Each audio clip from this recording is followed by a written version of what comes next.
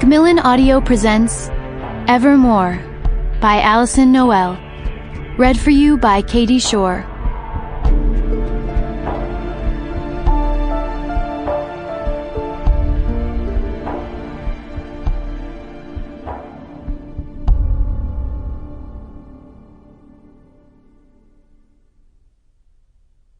The only secret people keep is immortality. Emily Dickinson. Chapter 1. Guess who? Haven's warm, clammy palms press hard against my cheeks as the tarnished edge of her silver skull ring leaves a smudge on my skin. And even though my eyes are covered and closed, I know that her dyed black hair is parted in the middle, her black vinyl corset is worn over a turtleneck, keeping in compliance with our school's dress code policy, her brand new, floor-sweeping black satin skirt already has a hole near the hem where she caught it with the toe of her Doc Martens boots, and her eyes appear gold, but that's only because she's wearing yellow contacts. I also know her dad isn't really away on business, like he said.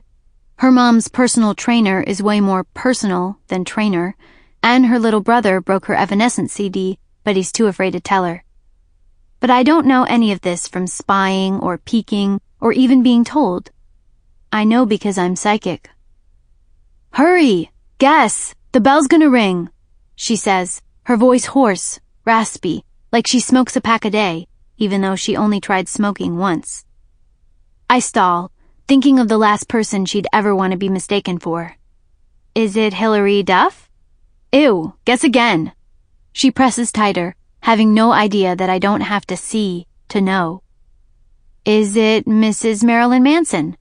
She laughs and lets go, licking her thumb and aiming for the tarnished tattoo she left on my cheek, but I raise my hand and beat her to it. Not because I'm grossed out by the thought of her saliva. I mean, I know she's healthy, but because I don't want her to touch me again. Touch is too revealing, too exhausting, so I try to avoid it at all costs.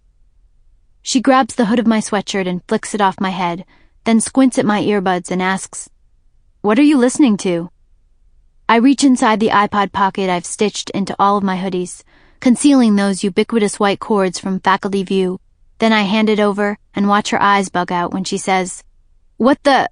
can it be any louder? And who is that?" She dangles the iPod between us so we can both hear Sid Vicious screaming about anarchy in the UK. And the truth is, I don't know if Sid's for it or against it. I just know that he's almost loud enough to dull my overly heightened senses. "Sex Pistols," I say, clicking it off and returning it to my secret compartment. "I'm surprised you could even hear me," she smiles at the same time the bell rings. But I just shrug. I don't need to listen to hear. Though it's not like I mention that. I just tell her I'll see her at lunch and head toward class, making my way across campus and cringing when I sense these two guys sneaking up behind her, stepping on the hem of her skirt, and almost making her fall. But when she turns and makes the sign of evil, okay, it's not really the sign of evil, it's just something she made up, and glares at them with her yellow eyes, they immediately back off and leave her alone. And I breathe a sigh of relief as I push into class, knowing it won't be long before the lingering energy of Haven's touch fades. I head toward my seat in the back, avoiding the purse Stacia Miller has purposely placed in my path, while ignoring her daily serenade of, "Loser," she croons under her breath. Then I slide onto my chair, retrieve my book, notebook, and pen from my bag, insert my earpiece, pull my hood back over my head, drop my backpack on the empty seat beside me, and wait for Mr. Robbins to show. Mr. Robbins is always late, mostly because he likes to take a few nips from his small silver flask between classes. But that's only because his wife yells at him all the time, his daughter thinks he's a loser, and he pretty much hates his life.